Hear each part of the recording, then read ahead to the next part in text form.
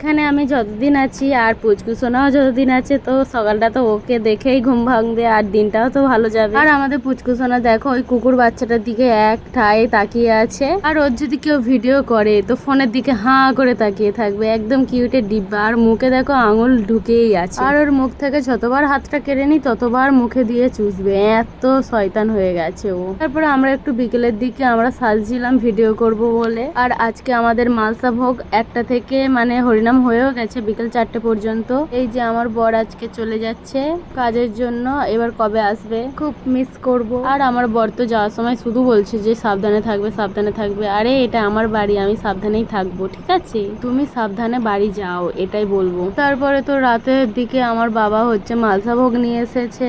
আর আজকে তো একটু হরিনাম তোলায় যেতেই পারিনি পুচকু সোনাটার জন্য, ওকে নিয়ে সারাক্ষণ থাকতে হয়, ওই জন্য দেখো মালসা ভোগ ভাগ করতে করতে কারেন্টটাও চলে গেছে রাতের দিকে। ওই জন্য আলো জ্বালিয়ে ভোগ ভাগ হচ্ছে, সবাই মিলে খাওয়া হবে বলে। সবাই মিলে মানে আমি রিয়ার বরকে এখন খাবো, বাবা মা রান্না করছে। আর এই দেখো আমাদের পুচকু সোনা শুয়ে আছে।